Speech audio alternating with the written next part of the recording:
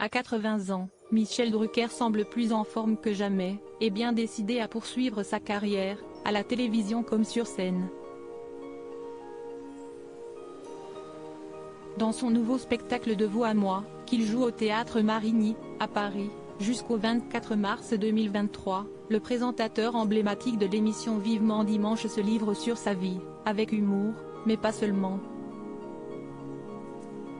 Comme l'ont rapporté nos confrères de Pure Média, mardi 20 décembre, l'époux de Dany Saval fait également part d'anecdotes étonnantes, sur les planches, notamment sur un ancien animateur télé disparu en 1995. Dans sa pièce, mise en scène par sa belle-fille, Stéphanie Jarre, Michel Drucker se lâche ainsi sur Léon Citronneux, qui a été une figure importante du PAF et dont il a été le stagiaire, dans les années 1960. Il était un peu barge, assure-t-il auprès de son public, en expliquant avoir été son poisson pilote. Sans prendre de pincettes, il déclare ainsi que l'homme aux côtés duquel il a commencé sa carrière n'était pas une personne de facile. Il était détesté, obséquieux avec les puissants, tyrannique avec les petits.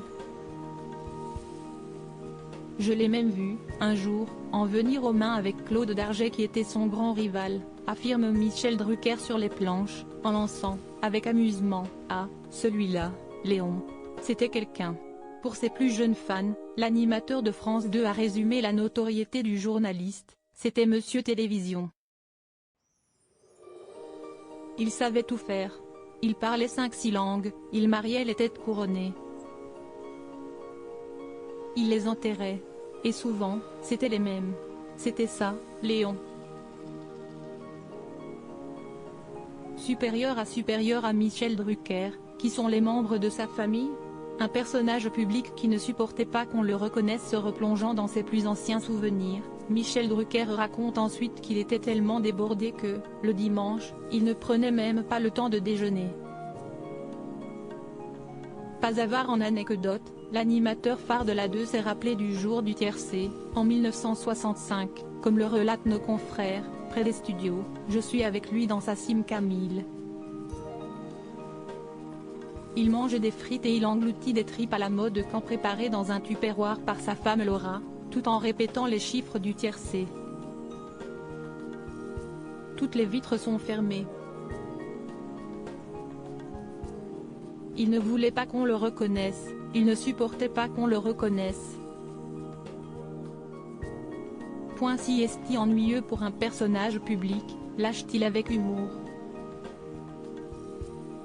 Imaginez la plus grande star de la télévision en 1965. Et là au bout d'un quart d'heure, il y a une famille qui passe à côté et qui le reconnaît.